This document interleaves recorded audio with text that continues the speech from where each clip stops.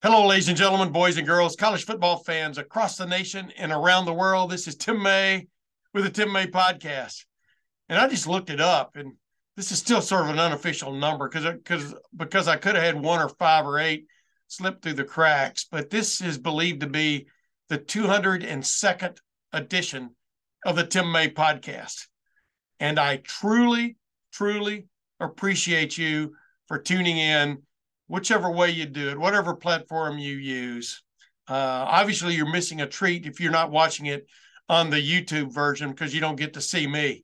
But I digress. I really, truly appreciate the folks out there who continue to support basically sports journalism in whatever sports media in whatever form it comes at you. And this is definitely the shotgun form, aka the Tim May Podcast. But I'll answer the first question right off the bat. Emphatically, yes. Ohio State also would have obliterated Texas Christian University on Monday night in the college football playoff championship game. How Ohio State ends up number 4 in the final Associated Press poll, well, clearly, folks weren't paying attention. It's basically supposed to be on how do things stand now when the dust has settled, not necessarily how the regular season and everything went leading up to the last 3 games of the year. I think Ohio State left no doubt.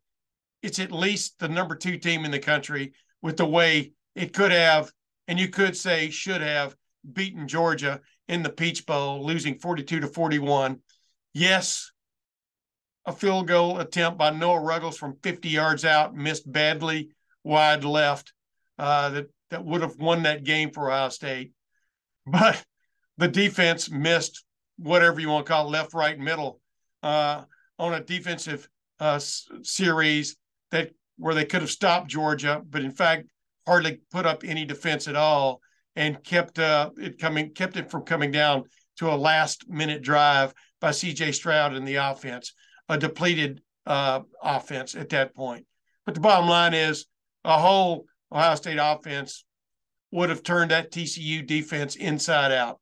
Truly believe that. Truly believed it going into the playoffs. And Ohio State couldn't get it done. Bottom line is you got to win your games. You got to win those semis to get to the finals. But, boy, Georgia left no doubt. And I'm going to discuss that point with a I guess you'd call it not semi-regular, an irregular, because he's kind of an irregular dude. Bill Bender of the Sporting News. He's going to join me in just a moment on a session I had with him. He covered that game out in SoFi Stadium, and then took the bleary eye, not the red eye. He took the bleary eye back from L.A. so he could get back in time to coach one of his kids in some youth sports adventure. I'm going to talk to him. And I've got another treat for you. If you're keeping up with things, you know that sports wagering is now legal in the state of Ohio. It became so basically the minute that missed field goal hit the ground in Atlanta. As soon as the clock hit 12:00.01, or I guess it's :01, sports wagering was alive and kicking in the state of Ohio. Not only in the casinos, but heck, there are places you can go in your local restaurant bar where you might find a kiosk where you can now wager on sporting events. What an interesting time it is in Ohio to make that transition. And, of course, there will come problems with that. Some people, will have some problems maybe from controlling themselves in that realm. But the flip side of it is it's almost like the state of Ohio giving itself a cash cow, because the proceeds are definitely going to roll in based on the way things have gone the first 9 or 10 days of this as I record this program.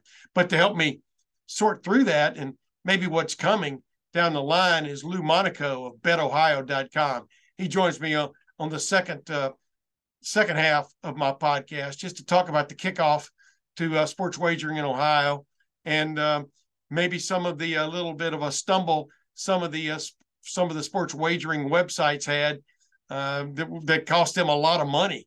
And I don't mean money on losses. I mean money on fines from the state of Ohio. But we'll get into a few of those things. And like I said, what's coming along down the road. But let's get back to my conversation with Bill Bender. Like I said, straight off the bleary-eyed flight that was delayed, of course, from LA. He couldn't join me by video, but he did join me by phone, which is, as he said, with his hair looking like it was probably the best thing. The next best thing would have been him joining me with video. But let's get to my conversation with Bill Bender about what he saw on Monday night and what he sees coming in college football in 2023. And as promised, ladies and gentlemen, I'm joined by a man who witnessed firsthand Georgia's obliteration of TCU's hopes and dreams for a national championship. And in fact, he witnessed history to a certain extent. Georgia becoming just the fourth team, I think, in the modern era to win back-to-back national championships. Do I have that right, Bill Bender? Yeah, I mean, they are. And they joined Alabama, Nebraska, USC, and they'll have a chance to go for a three-peat, which the only time that's ever been done was Minnesota in 1934 to 1936. And it didn't take long last night. I mean, that was a completely dominating performance from start to finish where they definitely showed up and played well. Well, that's putting it mildly. In fact, you're such a hustler. You're already back in Columbus. You took the I don't know if it's the Red House, the Bleary Eye, back to Columbus, and you're about to head to one of your kids' games. And I was just thinking, if that was youth baseball, it would have been run ruled, right? Yeah, I thought right out of the go. I mean, Stetson Bennett made some great plays. They had good play calling. They spread TCU out. One of the things that stuck out in the post-game press conference is Kirby Smart said that Georgia basically had a scout team defense run the 3-3-5. And, I mean, I'm going to be honest with you, Tim, it was probably better athlete-wise and recruit-wise than what TCU has in that 3-3-5. So they got a good look in practice. They were prepared. And, like the SEC almost always does, I mean, they own the big stage. Yeah, they came out on a mission. You could see it. I mean, Kirby Smart borrowed almost a page out of Ryan Day's book about come out swinging and keep swinging. You know what I mean? And they definitely did that. But I'm going to tell you something. Todd Monken, the offensive coordinator, they, along with Stetson Bennett, they put on an offensive clinic, especially in that first half, because they attacked TCU in about every way you can attack a team, in the middle, on the edge, deep, intermediate. I'm talking about with even the passing game, and then with the running game, you mix in a power running game with a quarterback who is quite effective running the ball. TCU really, you hate to say it, TCU never had a chance when it was obvious that Georgia's defense showed up also. No, they had some struggles. It was they had the first quarter. They did have a nice play where they crossed up the two Georgia defensive backs, and Max Duggan rushed in for the touchdown. But Georgia just had better players. I mean, that's what it comes down to: the depth through recruiting. And TCU was. I think on some level they were happy to be there. But they were. It's not like they weren't trying. I didn't mean that. Ran in. Yeah. No, I mean they ran into a Georgia team that executed, had been there, and I think Kirby was holding back in the press conferences a little bit. I think he knew. I don't think he knew it was going to be that bad, but I think he knew after that Ohio State game that they kind of got away with one, and then with that new life, they kind of did what Ohio State did after the Michigan game. Yeah, and kind of got away with one. That's what a lot of people are saying right now, or after that, and I'm just going, what? Ohio State matched that team. I mean, Ohio State had a quarterback that made plays in C.J. Stroud, maybe his best overall performance against a credible opponent in his college career. And Ohio State had everything they could handle. Of course, you understand, middle of the first half last night, from then on, it wasn't a crying party, but it was almost a national crying party by Ohio State fans about what could have been. As you're watching that game, were you having the same thoughts? I don't mean the crying part, but about what could have been for this 2022 Ohio State football team? They finished where they should have finished. I mean, 4 in the AP poll. I mean, you can make the argument they should be ranked ahead of Michigan. I'm not there because they lost to Michigan. Pretty simple. And you can't theorize on what Michigan would have done against Georgia, and it probably wouldn't have mattered because Georgia would have beat them too. So, yeah, but Ohio State showed that. I think right now, and my buddies get on me about this, but I really believe it. I really think, I used to think there were 5 teams that could win a national title. Now I think there's, I'll say 3.5. And it's Alabama, Georgia, Ohio State, and every once in a while LSU. That would be my list. And I don't, and Clemson's kind of fallen off that national championship contender mantle. But I mean, right now, Ohio State, and it's a fair view of the program to me, is they're probably the third wheel behind Alabama and Georgia until they beat one of them. Yeah. I would disagree on one thing though. I think, the polls are basically a reflection of what just happened, or are they? I mean, they clearly were during the regular season, but now all of a sudden, people are ranking teams based on their season. And I think the last 3 results of the season showed that Ohio State probably should have been number 2 because it gave the number 1 team in the country the biggest fight it had all year. I'm talking about the closest finish, et cetera. That's where I would argue with some folks, but it's neither here or there. If you're not number 1, who really cares, right? Right. And I mean, to me, I go the other way. They had 2 losses, and they lost to Michigan head-to-head. And I know Michigan had a rough night against TCU, but I can't theorize on. I can theorize that if Michigan would have beat TCU, it would have been closer to 60 than 65-7. I don't know if it would have been closer than 35-34, but really, I mean, that's the whole Ricky Bobby thing. If you're not first, you're last, and Georgia was better than all of those teams this year. I never said that, son. I said you're not first, you can be second. And if you're not second, you can be third. Well, those AP, the media guides track the top 5 finishes, so maybe that's not applicable to college football as much. Yeah, but the bottom line is Ohio State did go down swinging, just like Georgia did. I want to get into this real quick. You look at a lot of the odds right now, and I think trying to remember the top 3. I had it up a while ago, but Ohio State and Georgia. Georgia's number 1. Ohio State's number 2. It's Georgia number 1, Alabama number 2, and Ohio State number 3. Going into 20, the early odds, that at the wagering places all post. Does that sound pretty correct to you going into 2023, Bill? I mean, of what you saw of these teams, obviously Alabama and Ohio State are going to have to, and Georgia are all going to have to probably replace their quarterbacks. Obviously, CJ Stroud is yet to announce as we record this what his intentions are. But does that sound correct to you? Yeah. I mean, we did our way too early top 25 like everybody else, and I put Ohio State 4. I mean, I put them behind Michigan because it's on them. It's kind of like now it's on Ohio State to go beat Michigan. Michigan does have their quarterback coming back. They do have both running backs coming back. And fair enough. I mean, that's until I think the top 5 will probably look like Georgia, Alabama, Michigan, and Ohio State in either order. You can still put Ohio State ahead of them if you want because they're going to be super talented. And then I would go Tennessee 5.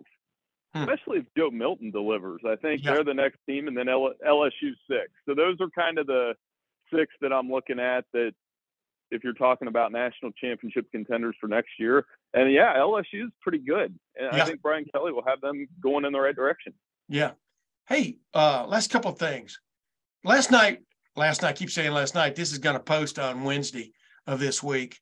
But the Georgia TCU game, the Ohio State-Georgia game, and the Michigan-TCU game, that just shows you the folly of taking these results and saying, now this is going to happen, right? I mean, TCU's only shot against Georgia was to score and score and score.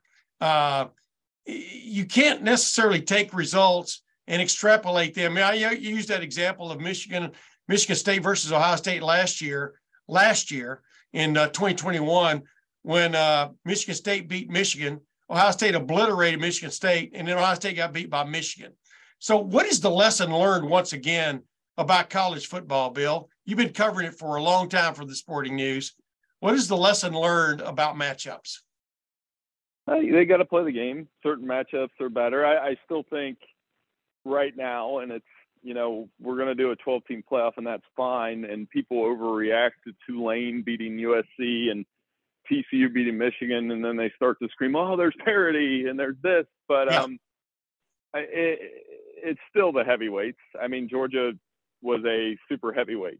Ohio State's a super heavyweight. Alabama is probably a lot of Alabama fans were sitting at home thinking, we could beat TCU and we could beat Michigan. And they probably, knowing them, they probably thought they could beat Ohio State too. So I think what's interesting is, again, right now, if we were ranking the programs where they sit in terms of every year, I think Ohio State would be 3 behind Alabama and Georgia, and they got to go out and beat one of them. And that'll be the challenge for Ryan Day. Urban Meyer did that. Yeah. But last thing, though, does that give hope when they go to 12 teams, the 12 teams with that first round of 5 through 12 playing each other? Does that give hope to the big time college football playoff grouping, that it can be a little bit like the NCAA tournament, that the little guy can come out swinging and upset like a top 5 through 9 seed? Does that do you get that sense? Is that one of the things you get out of this? Yeah, I mean, there'll be fun games in the quarterfinal rounds, and I mean, you'll look at. I hate comparing it to the basketball tournament because it's just not the same. Those basketball teams have to win 6 games. They're less players on the floor. I mean, a Steph Curry can take you to the Elite 8. Yeah. You misunderstood my question, though. It wasn't so much that they're going to run the table. It's that they can knock off a heavyweight, you know what I mean, and screw up the tournament. You know what I mean? For one. I think so. Yeah, I mean, we'll see upsets in that 5 to 12 round, and I think the pressure for the Alabama, Ohio State, Georgia, Michigan block of teams is there. You're going to want to. You're going to want to get in that 1 through 4, right? So you don't have to play that extra game. And I think that will mean something, and that will help them stay focused in the regular season. Because let's be real, right, Tim? Ohio State, Alabama, Georgia, they're probably going to make it just about every year. And they'll be like Duke, North Carolina, and Kansas. But it's going to be fun. I think the 14 playoff is fun. I like it. Too. I mean, I don't – they haven't messed it up. It's not like they haven't got a national champion right in the last 9 years. Agreed. Hey, last question for you. Stetson Bennett, he just won his 2nd national championship. And I posted this last night before the game, if he wins, which I expected him to do, even though I just kind of said, boy, if TCU can score, man, look out. But they didn't.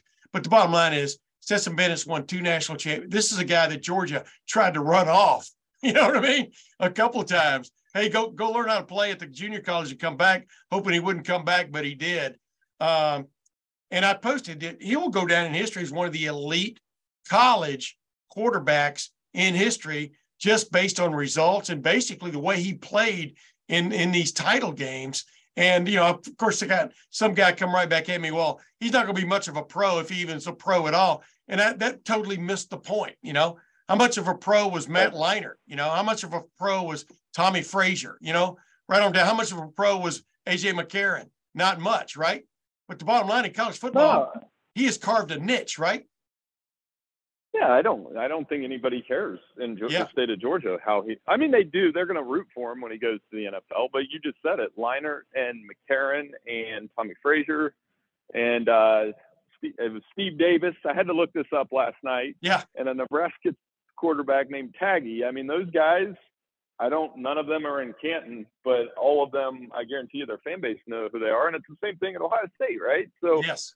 Craig Krenzel actually had a nice little run in the NFL. Cardale didn't, have a prolonged NFL career. Rex Kern didn't. He's from my hometown. But those guys are legends at Ohio State because they won a national title. So the good news for Ohio State is the quarterbacks have gotten a lot better. Fields is in the NFL. Stroud, he hasn't made a decision yet, has he? Well, I was on that plane for a long time. Yeah, as we speak, he hasn't. No decision. Okay, and then if he goes to the NFL, the quarterback battle between Cord and Brown ought to be interesting. So yeah, I think that Bennett, to answer your question, he was amazing last night. I think the one thing people scoff at is at his age, and that's fair on some levels. But I mean, he played great in big games all season. Amen, brother. Hey, one last thing, I'll let you go. Always a bonus. One last thing. Did C.J. Stroud, was there a little bit of buzz about him, out there in California, just on the way he played, the way he made plays? Is it, did he really help himself, in your opinion? Oh yeah, I think Ohio State. The buzz out there, because of course when you're in the playoff, you're fighting with the NFL, which is always tough. And I think there's some buzz around there about some of the NFL guys that I had a discussion with a couple people about, is Bryce Young or C.J. Stroud the best franchise quarterback that you're going to take if you're the Texans? Yeah. So I'm sure that'll be debated. And part of it is, it's not on Bryce Young's playmaking ability. It's on his size. Right. And NFL, CJ's got good size. He played great in the bowl game. He's a tough kid, good leader, all those things. So I think he's going to be seriously in the discussion for maybe not the number one pick with the Bears because of Will Anderson, but the first quarterback taken. Gotcha. Ladies and gentlemen, Bill Bender, thank you for joining the Tim May podcast again. You're usually my co-pilot, but right now you're kind of like those airlines at Christmas. We didn't make the connection totally. You know what I mean? So I appreciate you, brother. We'll get it. Yeah, it's nice sitting you in, man. They pushed my flight back an hour and a half, and it's been a lot of travel. My suitcase broke. Oh no! I don't know what happened there, but I'm just happy to be home, and maybe here in a couple of weeks we can start to look at some early top 25, that kind of stuff. I appreciate you as always, Tim. You got it, ladies and gentlemen. Bill Bender from the Sporting News. Thank you, man. Boy, I always enjoy my conversations with Bill Bender, whether they're long or short. As you know, he's been a co-pilot on this podcast several times and will continue to be as long as he's willing to do it and keeps his hands off the controls until I tell him to put his hands on the controls. But Bill Bender, one of the respected names nationally covering college football, and he happens to live in Pickerington, Ohio. But, Columbus is a big city. Columbus is a big metro area. But the bottom line is he had a lot of interesting things there to say. And another fellow who had a lot of interesting things to say about the opening week and a half of sports wagering in the state of Ohio is a guy who's paid to keep his eye on it. He's not paid by any of the sports wagering sites, any of the casinos, et cetera. It's betohio.com is who he works for, just like I work for lettermenrow.com and on3.com. And they've done a really good job of monitoring the good and the bad that's come with sports wagering as it is exploded across the United States. So without further ado, let's get to my conversation with Lou Monaco of betohio.com. Legalized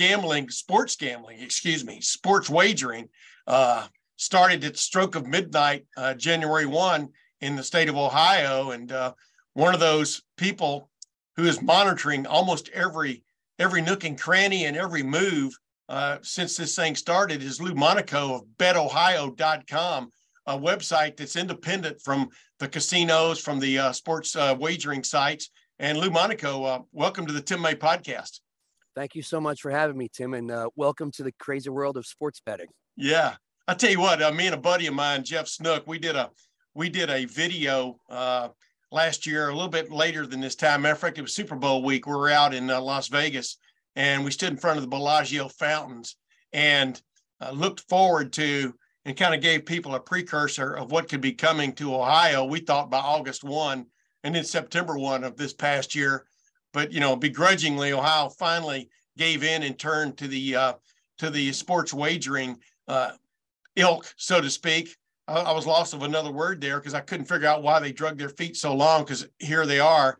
Ohio, it's legal to wager on sporting events in the state of Ohio now, other than horse racing and maybe highlight. Yep. Does highlight still exist? I wouldn't bet on that with my last dollar. It still exists in Florida, I believe. It used to have it in Connecticut as well. I don't know if they still do, but definitely Florida, they have it. Yeah, I know. And you talk about a sport that can be fixed in a heartbeat. Oh my goodness. But I digress. Bottom line is, Lou, how has it gone so far? I mean, it's a week and a half into this. I know it's early, but what have you noticed? We'll get to the fine some of these big wagering houses faced in that first week for maybe not dotting their I's and crossing their T's. But How would you say it's gone in the state of Ohio the first 9 or 10 days into this as we record this?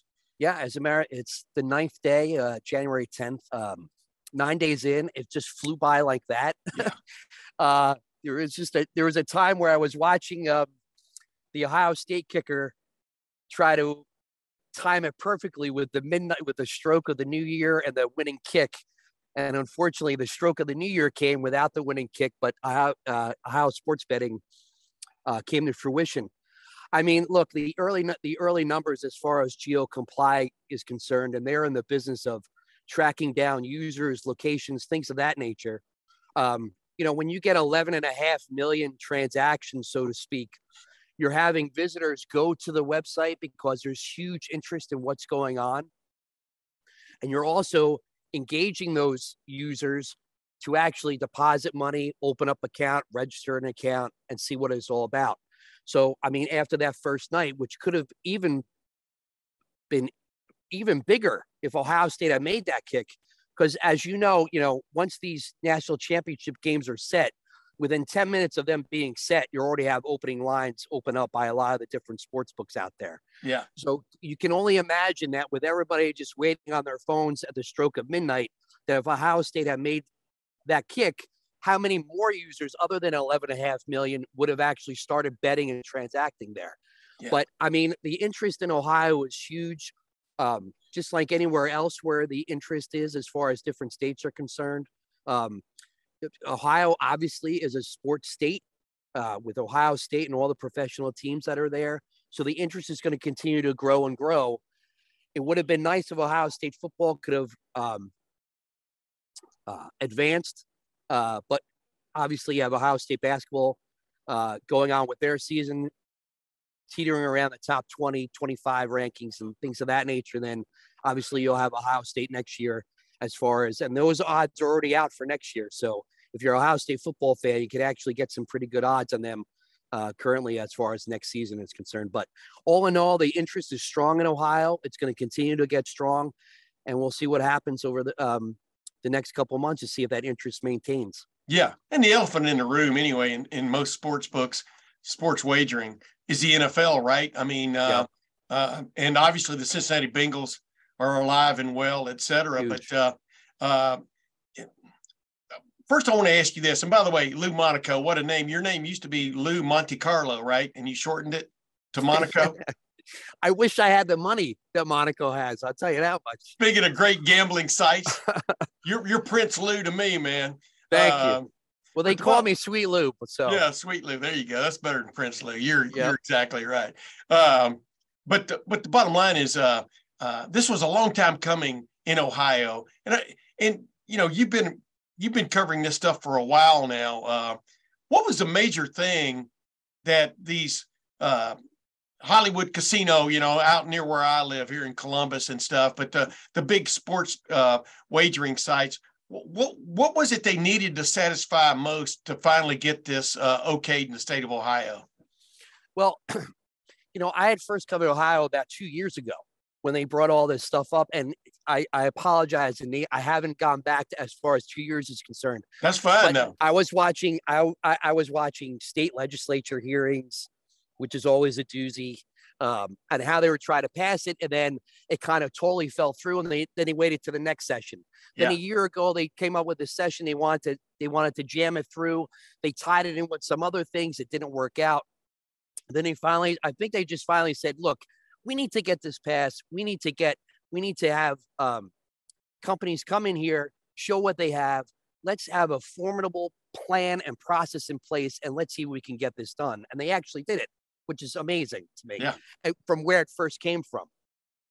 But eventually all these states have to do this, right? Because it's an expansion of the gaming market that they're currently in, whether it's casino. I understand Ohio bingo is big in a lot of the different things as far as Legion halls and things of that nature in Ohio. So I remember bingo proprietors coming up and saying, hey, we need sports betting to be included in this and so on and so forth, because they want to have a little piece of the pie too, right? as far as sports betting and self-service kiosks and things of that nature. So I think it was just a matter of time where they had to come up with a solution and a plan that worked for everybody. And as it turns out, that's what happened. And that's why January 1st came about after about 2.5 years of, negotiations and discussions and things of that nature. Yeah. But self-service kiosk, I mean, the way I understand it, I mean, there are bars or bar restaurants where you can wager, right, in Ohio now. I mean, it's very interesting that way. Yeah. Yes. I mean, they included everybody to a certain extent, right? Yes.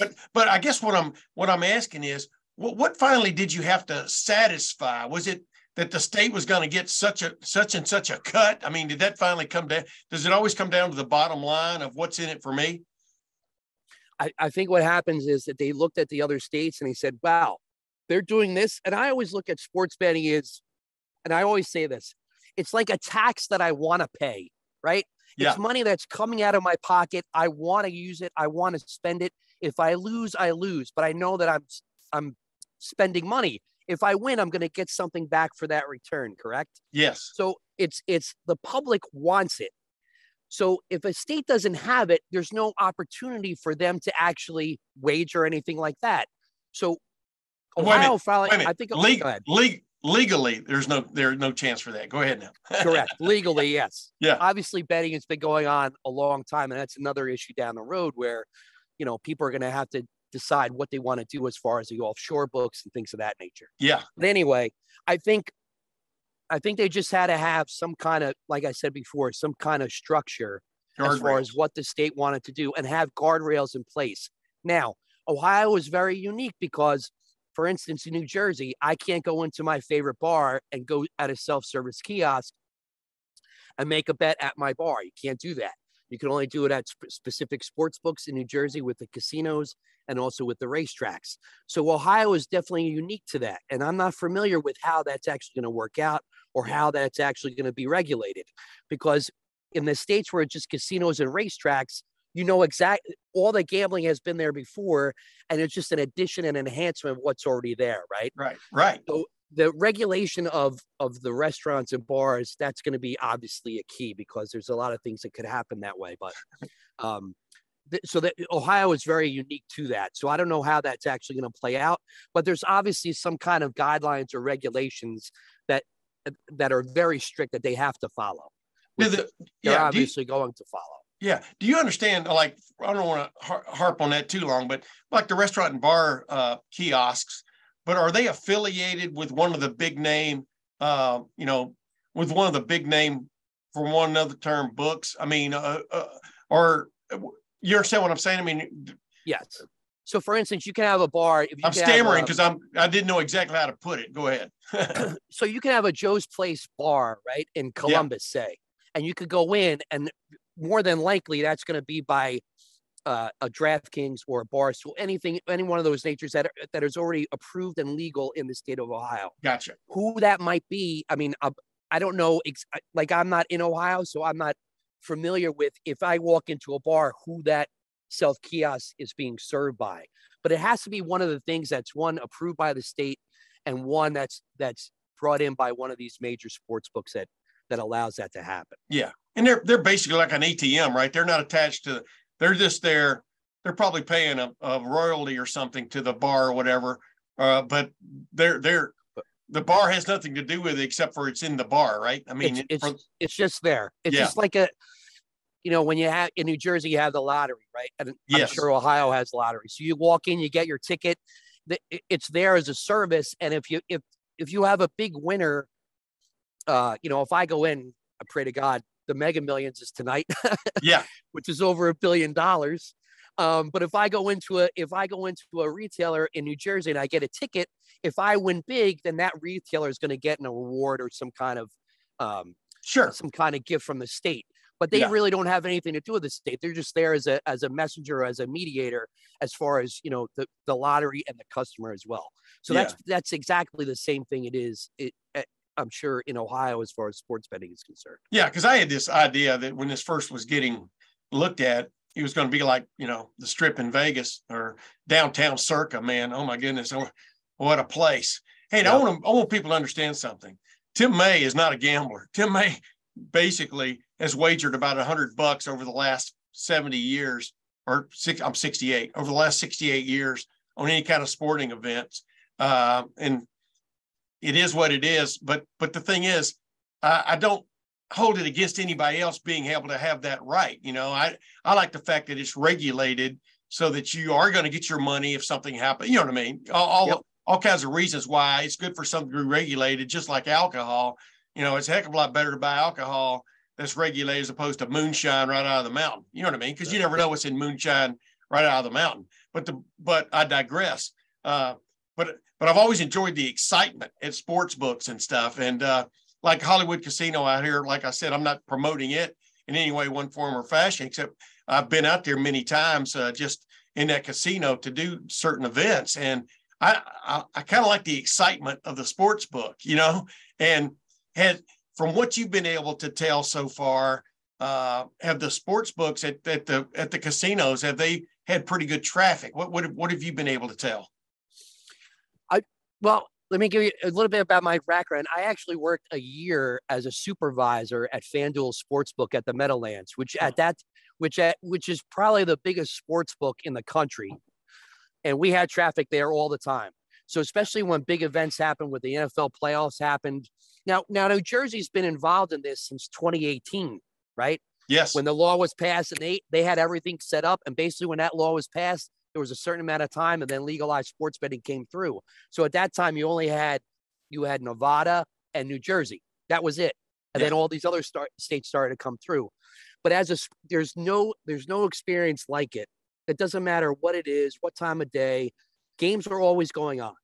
So when you walk into a sports book, as you said, you feel the excitement. Your juices are flowing.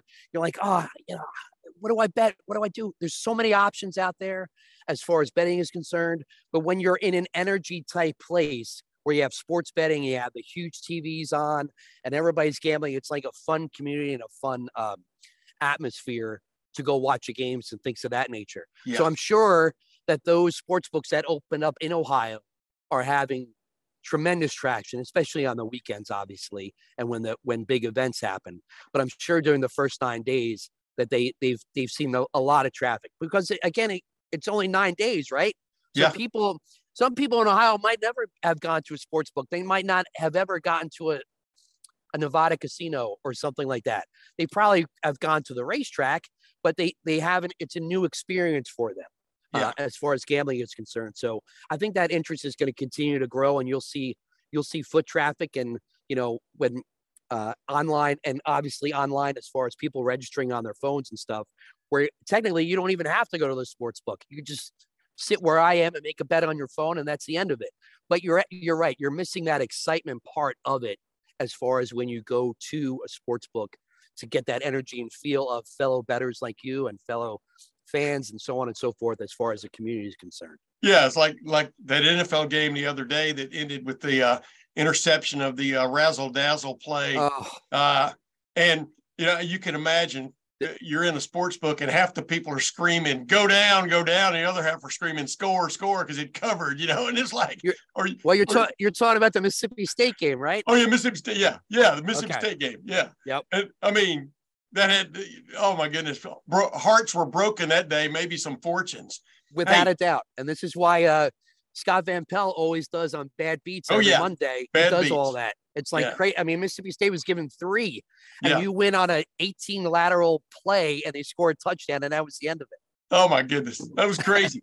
But that leads us to this, and as you've monitored, I like y'all's site. I mean, BetOhio.com, because y'all aren't affiliated, as I've said earlier. Y'all aren't affiliated with any of the gambling sites, or y'all are an independent thing that's kind of almost like a self-appointed watchdog of both the good and the bad of what goes on, right? And as you pointed out, several of the wagering companies were fined early in their tenure in the state of Ohio for maybe not presenting not presenting the fact that if you're a gambler, and you're having problems, seek help, et cetera. They didn't put the fine print on some of their advertising et cetera. Explain that to people, because $150,000 fines are nothing to be sneezed at, even by a big gambling company. No. And the four, I think it was 4 or 3, I forget what it was, but they're all major sportsbook providers, and they're all major sportsbook companies that are out there. And basically they should have known better. They've done this before. This is not like the first rodeo that they've ever gone to, right? Yeah. And from what I read, the Ohio Casino Control Commission actually warned them. They said, look, you need to get all your promotional materials and all this other stuff in line, TV, radio commercials, this stuff has to be in there. And they warned them like December 30th. So they actually gave them like a heads up, say, hey, you got 2 days to do this. And they didn't do it. And then what happens? You have regulations and rules that you have to follow. They're very, very strict. As you know, look, the Bernie Kosar situation, which just broke yesterday. Yeah. You know, Bernie Kosar was he's working for the team. He did I guess a sports bet. I don't know if he was an ambassador for the sports betting company, and then was affiliated with the Browns, but he's still an employee of the Browns. Right. So he should know better in regards to that. Yes. So it's just more, it's a common sense thing. And if you were rushing it because the launch was upcoming and you were rushing to get stuff done, you know, that you might make an excuse for. But I mean, these companies they're not fly by night companies. They're all entrenched in the gaming world. They all know better, and they all should have had all this stuff done prior to all this stuff, and then they wouldn't have gotten fined. Sure. Hey, this is real funny. I want to tell you a little quick anecdote. When I was working for the Columbus Dispatch, I worked there for I don't know how many years, 44 years, whatever it was, 46 years. But I did a story about 15 or 20 years ago, maybe 20 years ago. And it was about sports gambling and how it was going on, whether it was legal or not. And then all those offshore things started, you know, in the Caymans you know, all over the Caribbean. And I actually watched this. I got this guy I knew who bet on stuff. I got him to actually go in and get on a computer in the library at Ohio State and wager on a game, you know, right there while I was watching him. And that was sort of like nobody knew if that was legal or not back then. The government hadn't really caught up to it yet, or how to police it and stuff, because you could set up an account with that, you know, wherever you were wagering, and boom, so your money went there, and you would get your money from that account. That was a long time ago, but just in a nutshell, how much does the government really keep tabs on this stuff now, so there are no shenanigans going on?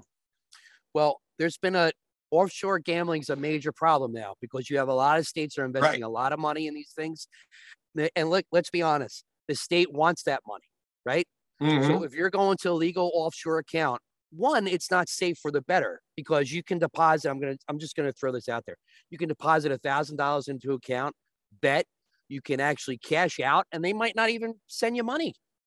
Yeah. You can win big, they might not send you money. Because if that offshore book doesn't have the funds there, they're not going to pay you out, and then you won't hear from them. You won't be able to reach anybody, and so on.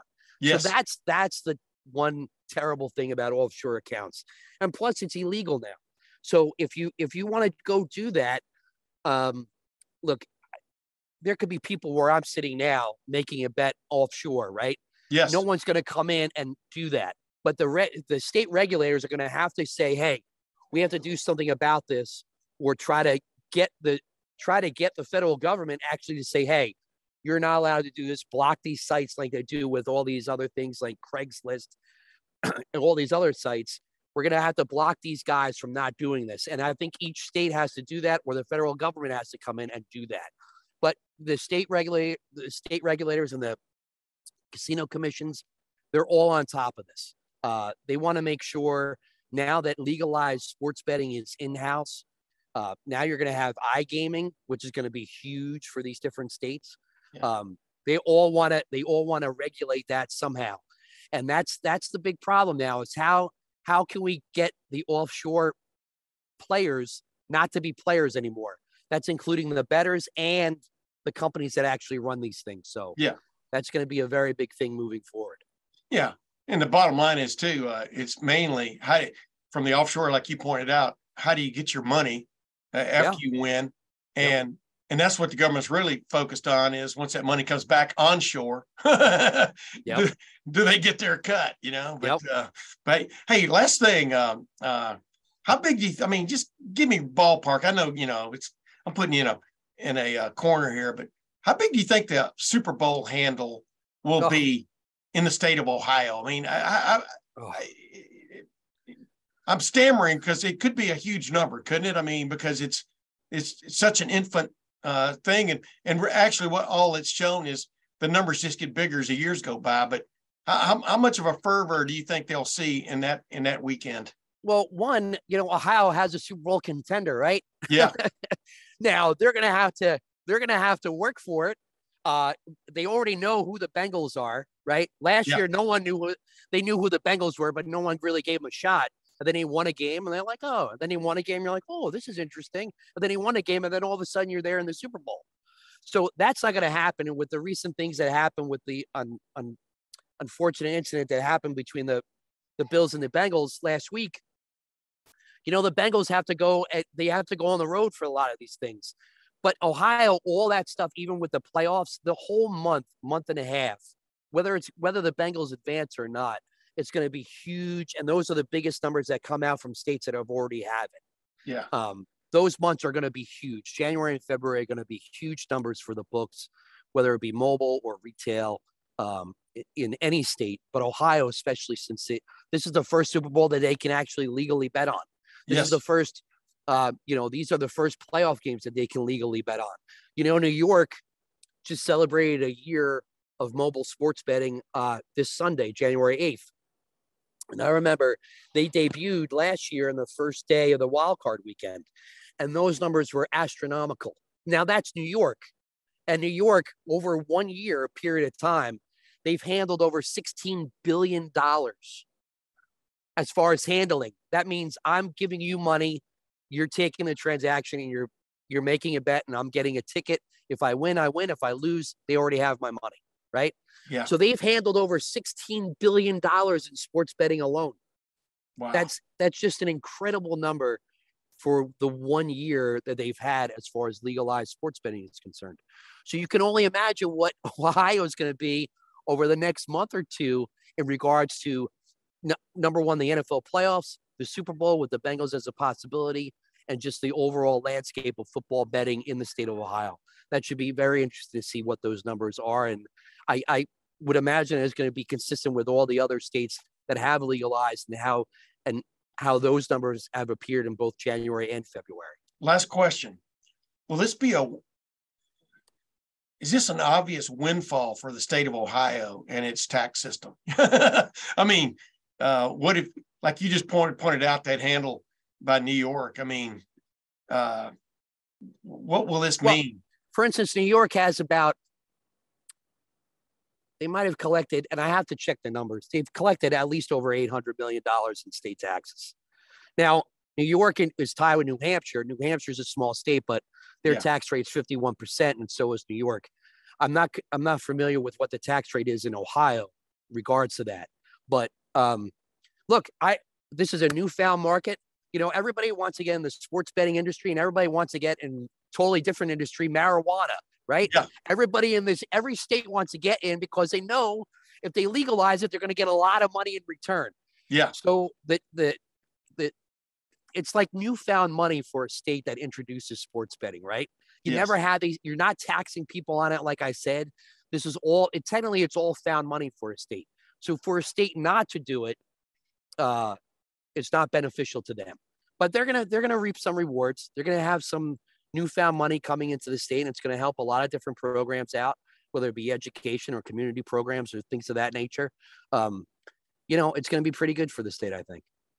Well, Lou, Monte Carlo, Monaco, or as they say in Great Britain, Monaco. Monaco, yes. I get that a lot, by the way.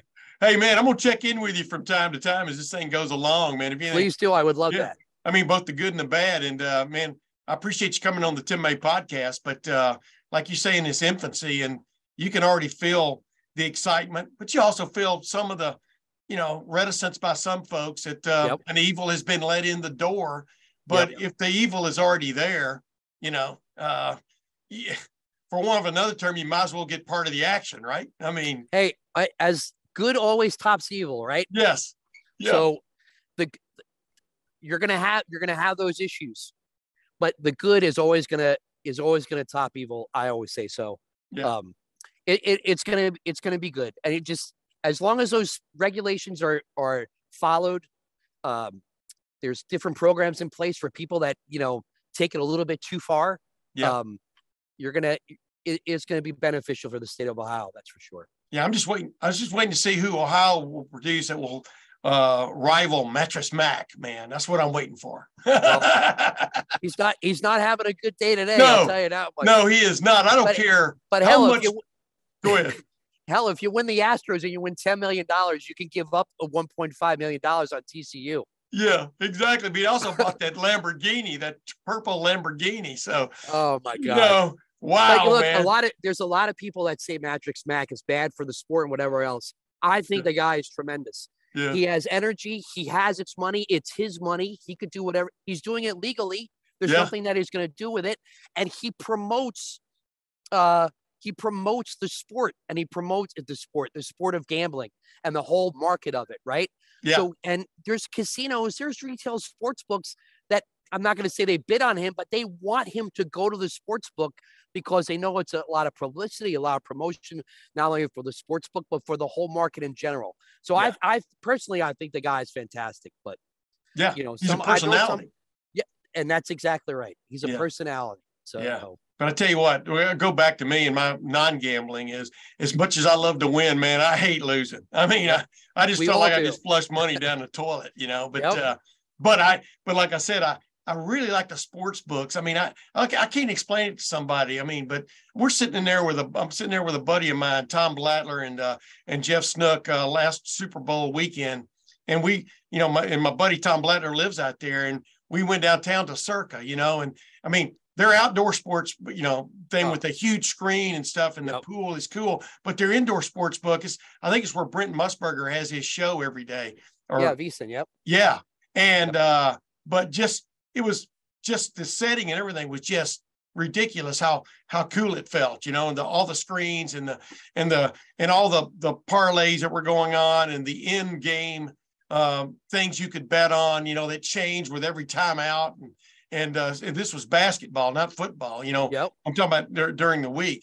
And it's really interesting. And the people who know it, but, you still have to keep in mind, there aren't a lot of people that walk out of there winners as much as there are losers. Cause that's what greases the wheels, right? That's exactly right. There's that old saying, bet with your head, not over it. Yes. Yeah. When you bet over your head, you start chasing. And when you chase, you can just forget it. Exactly. You're just going to get caught in a rut. And then you'll be like, oh, okay. And then you'll find out that all the money's out of your account. And then, and the good thing about it is, as far as legalized sports betting, your money's already in your account and you're betting what's in there, unless you redeposit money in it. But again, it's up to you to do that. You could say, I quit. I'm not going to do it anymore. I'm going to give it a month, whatever it is. But you have to make that decision in order to deposit that money, in order to make that bet. And legalized gambling allows you to do that rather than start chasing and start owing people and all this other nonsense. Yeah. It's, it's definitely way. But hey, you could go to a sports book and not bet and still have the same energy that you showed, right? You didn't even have to make a bet. You could sit there and you'll be like, oh my God, I've been here for 7 hours. Oh, yeah.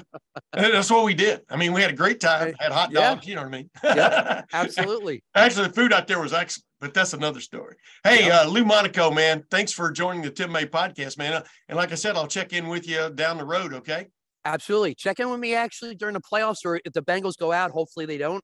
But if the Bengals go out, definitely check in with me then. We could talk again. Ladies and gentlemen, Lou Monaco. Thank you, Tim. Appreciate it. I think you could tell that Lou Monaco and I could have talked for another 4.5 to 5 hours.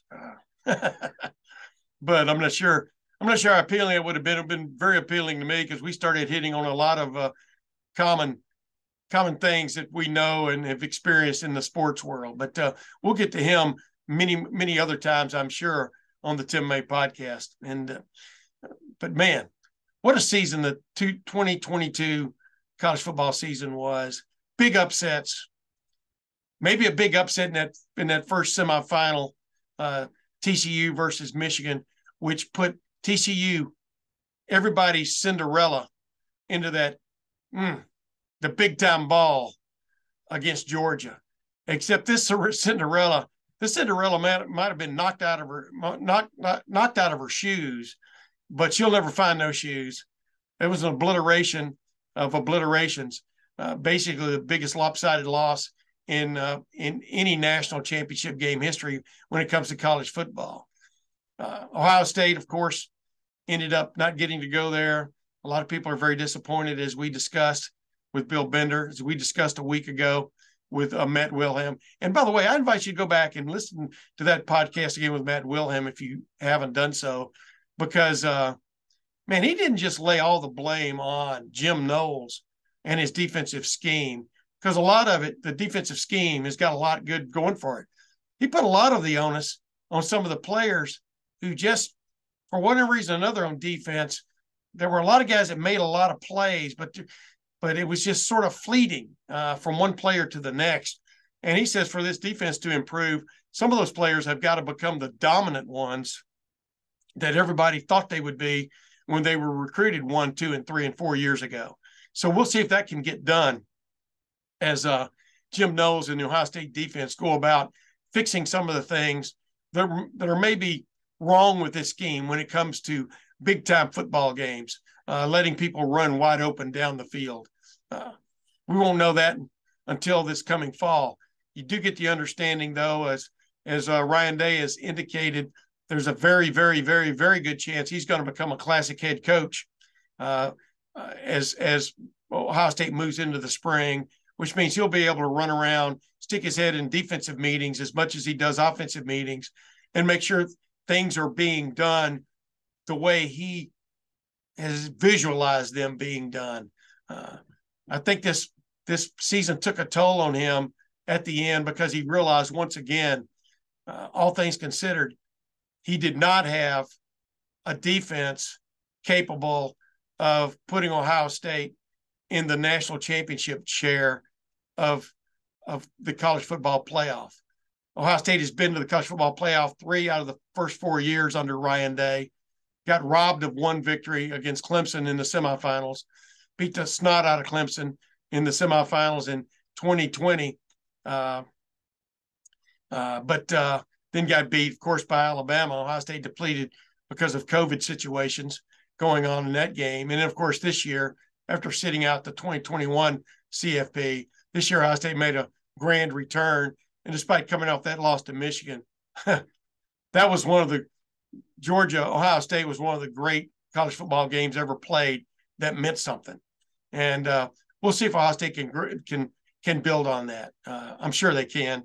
They've got all the weapons they need coming back. Defensively, they got some guys leaving and some guys leaving on the offensive line. But there's talent still galore there. And by the way, before I sign off on this 202nd edition of the Tim May Podcast, I'd be remiss without wishing happy birthday to Bobby Rahal.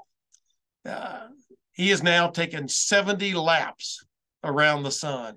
The guy who won the 1986 Indianapolis 500, and as I tweeted, vaulted to fame with that victory, went on to win 3 IndyCar individual championships for himself, and has been a team owner that has put 2 more Indianapolis 500 winners in victory lane. Salute to you, Bobby Rahal. You had a little bit of a tough, I'm talking about physically, personally tough 2022, but you've gotten over that situation. And all Godspeed, Bobby Rahal, man, as they head into the 2023 IndyCar season, which promises to be quite interesting. And that includes not just the Bobby Rahal team, which is now located in Zionsville, Indiana, but also Mike Shank's team, the Meyer Shank Racing team in Pataskala, getting ready for another big-time effort in that regard. And, of course, they'll be kicking off things. Both of those teams will be kicking off things with their IMSA teams in the Rolex 24 Hours of Daytona coming up the last weekend of January. But, ladies and gentlemen, I've enjoyed helping steer you through this 2022/23 college football season. I'm looking forward perhaps to another one. We'll see how things go. I'm turning 69. That's how I keep up with how old I am by keeping up by how old Bobby Rahal is. But I'm turning 69 later this year. We'll see where that takes me. But until next time, I'll see you then.